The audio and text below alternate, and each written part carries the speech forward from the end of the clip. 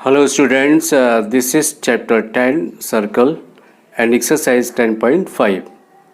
आपने देखिए अभी तक जितनी भी थ्योरम्स थी इस चैप्टर्स की वो सारी आपने कंप्लीट कर लिए और उन थ्योरम को अच्छी तरह से रिवाइज भी कर लिया होगा।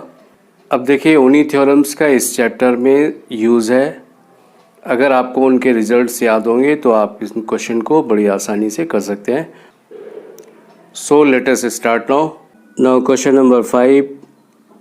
In the figure, A, B, C, D are 4 points of the circle. AC and BD intersect at a point E such that angle BEC equal to 130 degree and angle ECD equal to 20 degree.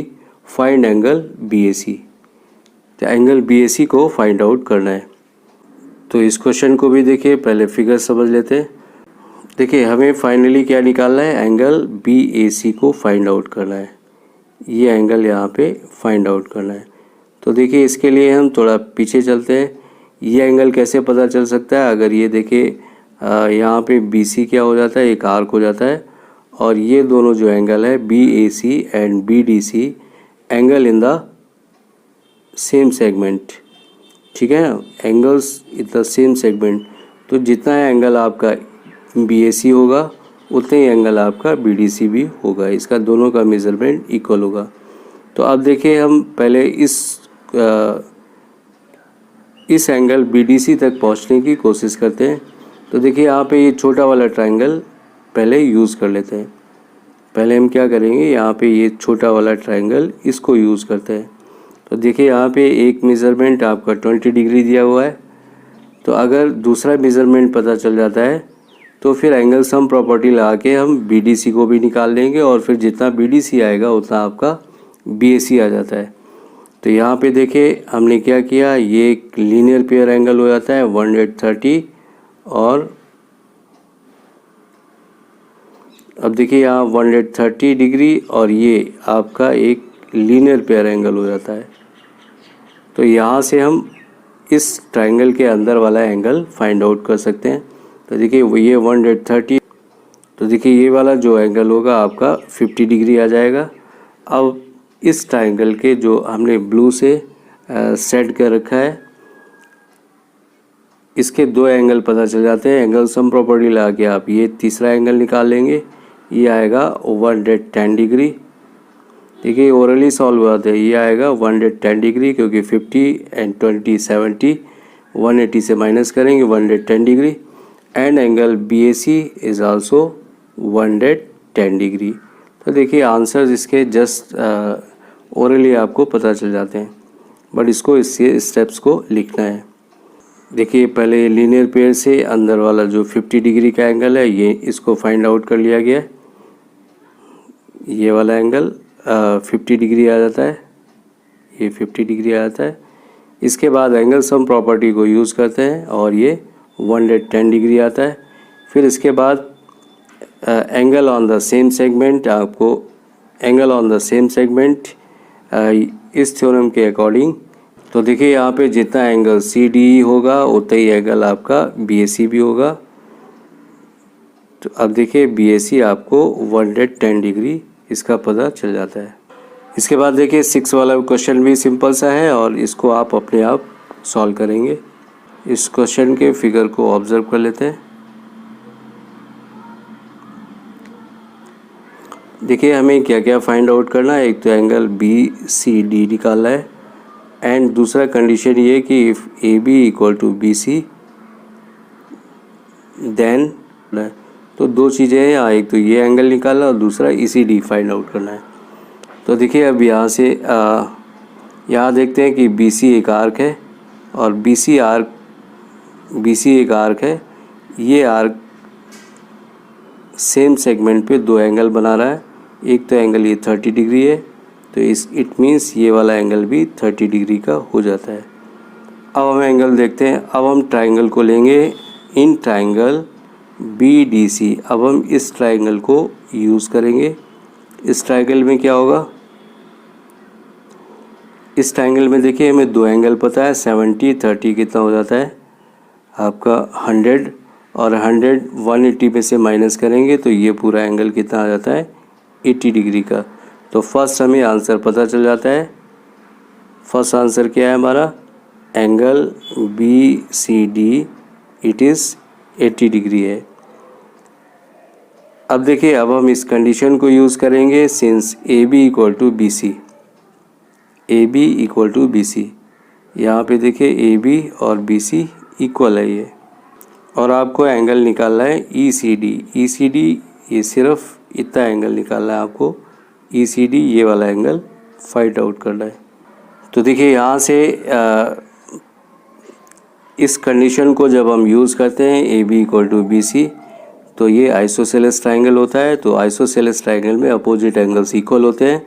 Therefore अगर ये 30 degree का है तो ये भी 30 degree आ जाता है। अब देखिए पूरा एंगल हमें पता था 80 में से हम 30 को माइनस कर देते हैं, 80 माइनस 30, तो ये एंगल हमें E C D find out हो जाता है। Therefore angle E C D equal to क्या होगा, 80 माइनस 30, और ये 50 डिग्री का एंगल आ जाता है। तो इस क्वेश्चन को आप अपने आप करेंगे। D Y S means do your self.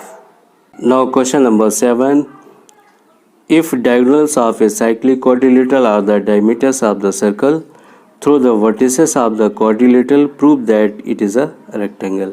देखिए इसने दो बातें बोल दी है। एक तो कह रहा है ये क्वाड्रिलेटरल क्या है, साइक्लिक है। साइक्लिक है तो इसके जो अपोजिट एंगल्स क्या होंगे,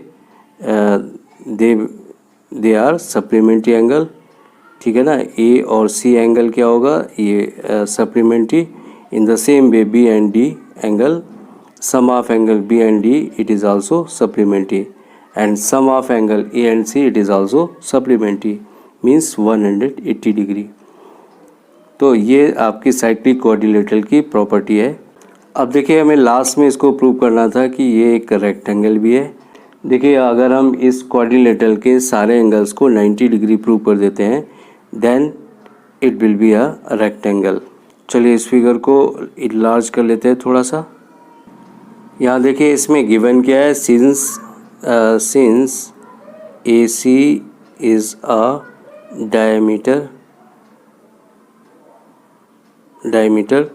देयरफॉर कल ही हमने एक थ्योरम को बताया था कि डायमीटर जो सर्कल पे एंगल बना था वो कितने डिग्री का होता है, ये 90 डिग्री का होगा। तो सेम डायमीटर दोनों साइड एंगल बना रहा है, 90 का एंगल बनाएगा।